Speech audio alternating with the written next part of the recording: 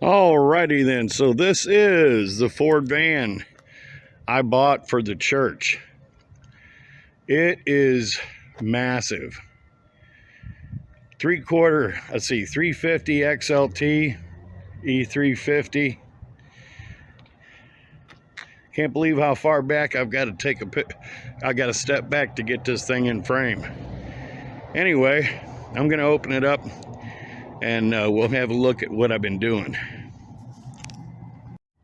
And here we are, the van is open.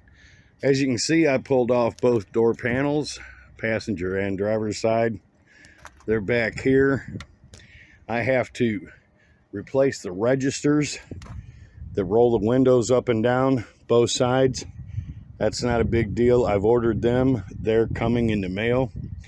I might go ahead and swap the speakers out now that I've got the door panels off. Don't know yet.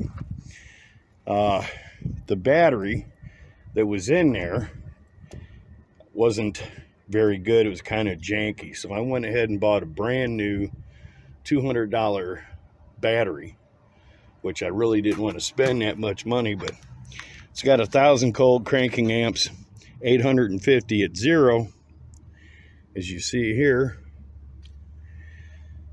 The only thing is, it's too long. It fits in the area, the battery area, but the battery box is set up for this kind of battery with this profile. So I may have to take this back and get the right one. They didn't even pull the date out of it. So the thing is, the guy at the parts store knew everything, right? Oh, well, you need a 7565. And I'm like, okay. So the guy goes back and gets a 7565. Well, it's the wrong type. Or I'm going to have to change the battery box. I'll show you that in a minute. Okay, so here's the battery box. As you can see, this bolt down here is corroded. I'm going to have to get some Coke, clean that up. I'm going to go ahead and change the cable ends just because I don't like these style cable ends. I like these that mount a little better. So I'm going to swap those out. I've checked all of the fluids.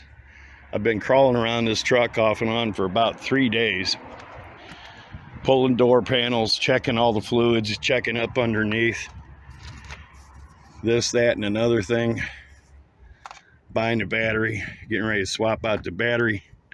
As you can see, other than one little spot here and one in the back, the interior is in really good shape.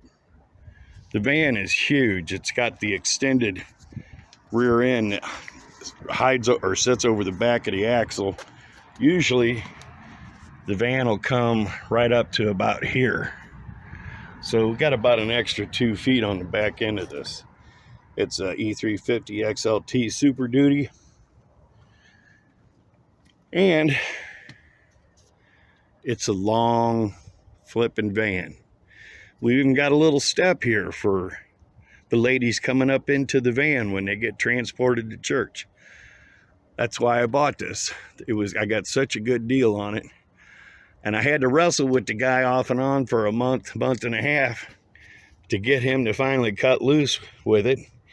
And the deal breaker was when I finally just went to the bank and got the money. I kept saying, hey, give me a ride down to the bank. I'll get your money right now. Well, finally, I got tired of waiting around, so I just went to the bank, got his money, told him, hey, I got your money. That night, it was a done deal. So this is what I've been doing the last couple of days. And, you know, crawling around a truck, it's okay when you're young, but it ain't so much when you get a little bit older. You know what I mean?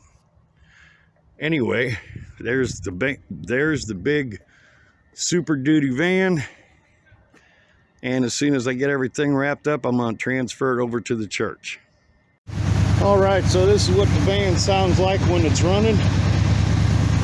It's got a little rattle at startup, but I'm pretty sure that's just a heat baffle off the exhaust. Once it goes through its warm-up cycle, it sounds a lot better. It's got just a very mild mist to it, and it's got a minor exhaust leak after the exhaust but before the tailpipe. Anyway, considering the price I paid for it, the condition it's in, I think myself and or the church got a really good deal.